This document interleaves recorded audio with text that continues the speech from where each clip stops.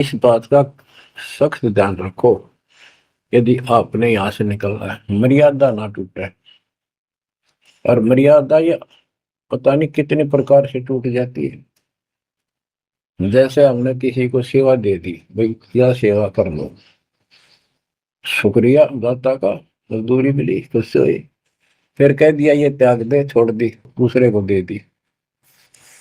बता फिर दुख क्यों मानना? फिर दुख मानते, मैं ये समझा, इतना ज्ञान होकर भी तुम ऐसी बातें करते हो, तो शुक्र मनाओ और 100 बार हाथ जोड़ के भाई बहुत अच्छा गुरुदेव का आदेश है, ये भाई सेवा कर लेगा, मुझे भी और सेवा दे दियो कोई, मेरी नीयत से सेवा करने की। अन्ना मिला तो अपना सबर करे, भक्ति करे, सत्संग में जाओ। 100 सेवा है असल में करने वाले को, बहुत सी सेवा होती है। तो एक बात का बंद कर नहीं बैठना चाहिए। ये प्रार्थना आती है, मेरे को कोऑर्डिनेटर की सेवा फेर दियो, ये भी कमजोरी है। जैसे एक डॉक्टर के पास बूढ़ा आदमी गया, कमजोर सा, और दोस्ता में अस्थि पिंजर बने जा शरीर का, जाके बताया डॉक्टर जी मैं खड़ा होता हूँ तो चक्कर आते हैं, क्या करूं? डॉक्टर बोला कमजोरी है, वीकनेस ऑफ बॉडी। बोला पिंडी दुख है, पिंडी पैरों की। डॉक्टर बोला कमजोरी है।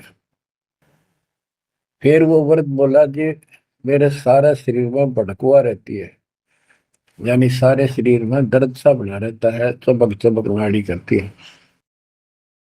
डॉक्टर बोला कमजोरी है। वो वृद्ध गुस्सा होकर बोला डॉक्टर ने, तो डॉक्टर है गम चक्कर है, एक का बात जाना है कि कमजोरी है, कमजोरी है, और भी तुम्हें बताओगा। डॉक्टर बोला ये भी कमजोरी है, this is also due to weakness, ये क्रोध भी कमजोर आदमी ने घनाया कर, यह भी कमजोरी है। तो बच्चों या सारी ये कमजोरी है जो मर्यादा से नारी हटकर करोगे, चाहे कुछ भी कर लियो। मर्यादा को हल्के में ला लो। जैसे हमने इतने सारे नियम बना दिए, भक्ति करनी है तो इनका पालन करना पड़ेगा, नहीं तो फिर गधे बनकर कुमार के नियम में चलना पड़ेगा। एक कदम भी अपनी मर्जी से नहीं जा सकते, बैल बनकर नाथ डल जाएगी, छच्चर बनकर बग्गी में दौड़े जाओगे, रेड़ी में, फिर चलेगी क्या आपकी मर्जी? असंग जनों तन मृत्या हो गए, जीवित करना रे, दवा दस दर मद मैल मठ बोरे, बोर ना दे धरे रे। तो बच्चों जीवित मर लो, इन बातों को छाती में धर लो, हृदय में बैठा लो, कति मस्तिष्क में। ये संसार आपका नहीं है, ये परिवार आपका नहीं, ये संपत्ति या कार कोठी तेरी नहीं, गरीब काया तेरी है नहीं, ये माया कहां से हो? चरण कमल में ध्यान रख, इन दोनों को खो, इनको भूल जा, अपने गुरु जी के चरणों में ध्यान रख, उनके बताए दिशा निर्देश के आदेश से आधार से अपना जीवन निर्वाह कर। बच्चों आंख खोल लो, बार बार ये बातें बताई जाती हैं। जब ऊक चुक हो जाएगी फिर तो रोना शेष रहेगा, नथिंग एल्स। इस मार्ग में अहंकार इंसान को मारता है। किस चीज में अहंकार करो? माया होगी तो अहंकार होगा, कोई पोस्ट पद ठीक सी होगी तो अहंकार होगा, शरीर स्वस्थ है, थोड़ी सी जान, अहंकार हो गया, एक परिवार में 5-4 लाठी ठानिये हो गए तो अहंकार हो गया, और अपने बॉडी की ताकत का अहंकार। और भी सैकड़ों कारण है जो इंसान के मन में दोष पैदा हो जाता है।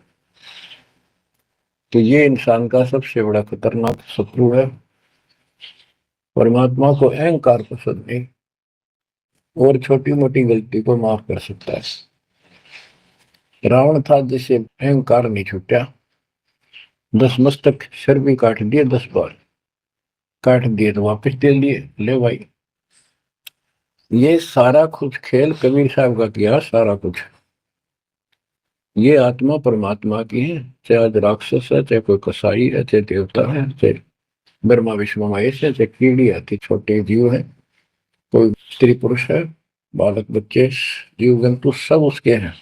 काल चाहता भक्ति से खत्म हो जा, ये भक्ति में इनकी आस्था खत्म हो, मालिक चाहता है इनकी भक्ति में आस्था खत्म ना हो, फिर तो कति गए काम क्या।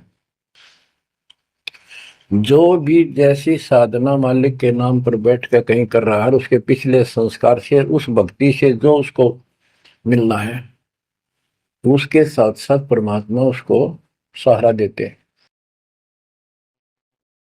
जैसे रावण ने सिर काट दिया शिव जी के निमित्त, तो भगवान के नाम काटा उसने, वो भगवान की खोज में निकला था।